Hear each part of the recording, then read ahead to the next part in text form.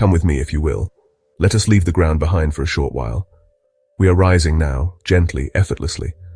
The world below begins to shrink, its familiar sounds fading into a soft, distant hum. Feel the gentle lift as we ascend into the vast open sky above central Florida.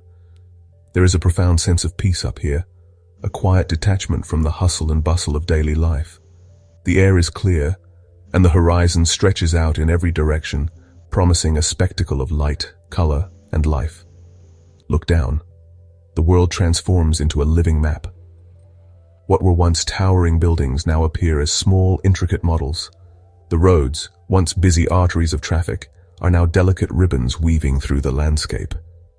We are floating, drifting on the warm currents of the Florida air. Our purpose is simply to observe, to appreciate the quiet beauty of the world from this privileged vantage point. Patches of brilliant green signify parks and wild spaces, nestled amongst the structured patterns of human settlement. Shimmering expanses of deep blue reveal the countless lakes that dot this remarkable landscape, each one a mirror reflecting the sky above.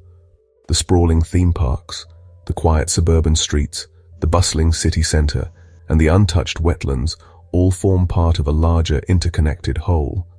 Our journey today is one of discovery. We will explore these different facets of Orlando, not as hurried tourists, but as quiet admirers of its serene and captivating beauty. Let us drift onward and see what wonders await us. Now let us turn our gaze to the broader landscape. Orlando is often called the City Beautiful, and from up here it is easy to understand why. An astonishing number of lakes, over 100 in the metropolitan area alone, glitter like scattered jewels under the midday sun. Their irregular shapes create a stunning organic pattern against the more rigid geometry of the city's streets and buildings. Vast canopies of oak trees draped in Spanish moss create lush corridors that run through residential areas. Look there, at Lake Eola Park. Even from this altitude, you can see the iconic fountain at its center. The park is an island of tranquility, its winding paths and green lawns a sanctuary for both people and wildlife. The trees help to cool the air and provide shelter for countless species of birds and insects. The lakes manage stormwater, recharge the aquifer, and offer a haven for fish, turtles, and wading birds. From our aerial viewpoint, the sheer scale of this integration is breathtakingly clear. This is not a concrete jungle.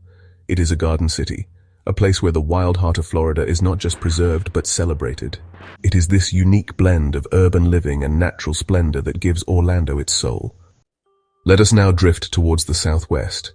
Here, the landscape transforms into something truly extraordinary, a realm of imagination. Below us lies the vast expanse of the Walt Disney World Resort. From this height, the sheer scale of it is almost overwhelming. We can see the iconic Cinderella Castle at the heart of the Magic Kingdom, its spires reaching for the sky. Nearby, the great globe of Universal Studios stands as a beacon for movie lovers. The wizarding world of Harry Potter, with its snow-capped roofs, looks surreal under the bright Florida sun.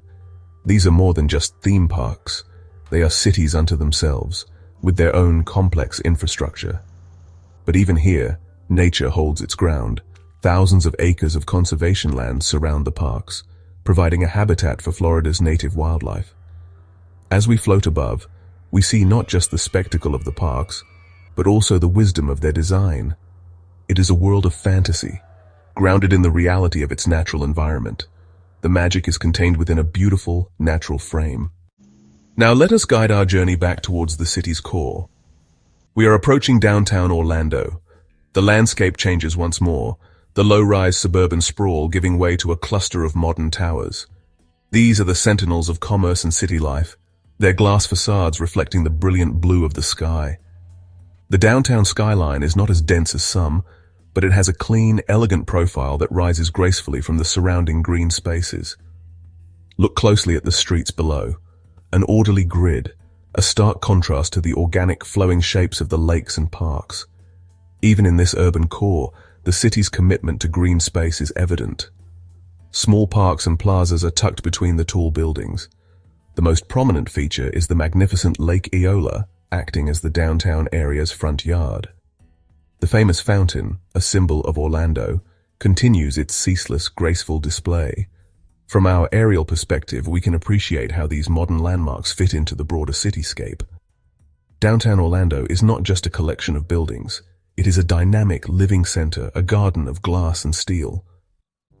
Let us now drift away from the central business district and explore the areas where most of Orlando's residents live. The view changes again, from towering structures to a sprawling, intricate mosaic of neighborhoods. We can see the older districts, with their charming bungalow-style homes nestled under the shade of ancient, sprawling oak trees. The houses are painted in a variety of colors, from soft pastels to vibrant, cheerful hues. Almost every home has a green patch of lawn and a swimming pool in the backyard, a small, private oasis of sparkling blue. Then, as we move further out, we see the newer developments, more uniform, with modern architecture and expansive windows. These communities are often clustered around large man-made lakes or pristine golf courses. From the sky, we cannot see the people, but we can see the evidence of their lives: schools, playgrounds, shopping plazas, and churches. It is a vast, interconnected web of human life, spread out beneath us in all its quiet complexity. Each tiny roof represents a home, a family, a story. Let us focus our attention once more on the water. We are now gliding over the Butler chain of lakes, a series of 11 interconnected bodies of water to the southwest of the city. The lakes are a deep sapphire blue, their surfaces ruffled by a gentle breeze, creating a million tiny, glittering points of light. They are linked by narrow, natural canals, allowing boats to travel from one lake to another. We can see the white wakes of motorboats crisscrossing the lakes, pulling water skiers and wakeboarders behind them. Dotted across the lakes are pontoon boats, where families and friends gather to swim, fish, and enjoy the sun. The shorelines are lined with impressive homes, grand estates with sprawling lawns that sweep down to the water's edge. This chain of lakes is more than just a recreational area. It is an ecological treasure, recognized for its exceptional water quality and significance. The wetlands and marshes that fringe the lakes provide critical habitat for wading birds, otters, and even the occasional alligator. It is a vibrant living system, a place where human enjoyment and natural preservation find a remarkable balance. Now, let us turn our attention away from the manicured lawns and bustling waterways to the wilder parts of the region.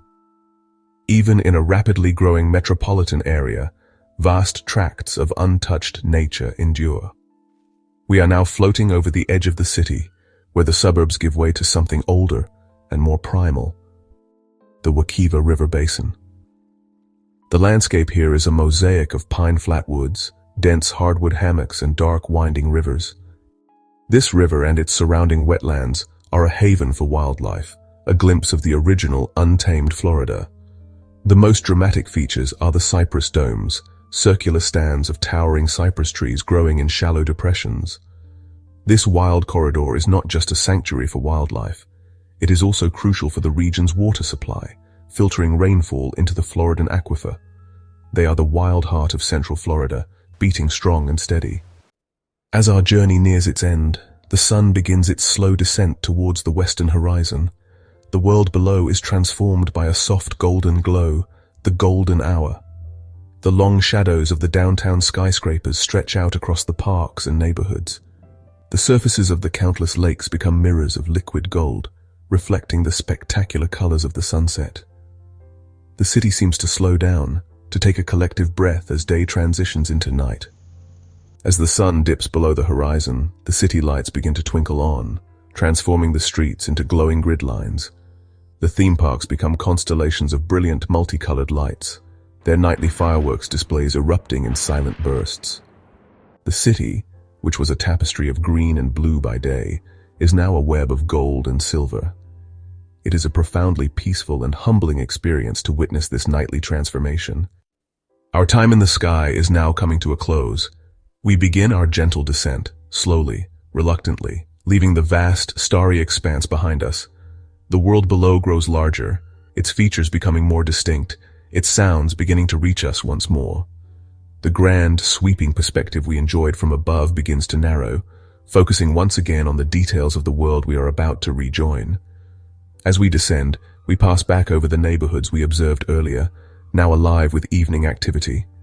We are re-entering the human world, leaving our serene, detached viewpoint behind, and becoming part of the living, breathing city once again. Let us hold on to the memory of what we have seen, a tapestry of green and blue, a place where nature and urban life are woven together. Recall the sight of the downtown skyline at sunset, its glass towers bathed in golden light, and the magical moment when the city's lights began to sparkle. This aerial perspective gives us a new appreciation for the place, revealing its hidden beauty and its grand design. We will remember the view from above, and the quiet, stunning beauty of the city beautiful, seen from a perspective of pure relaxation.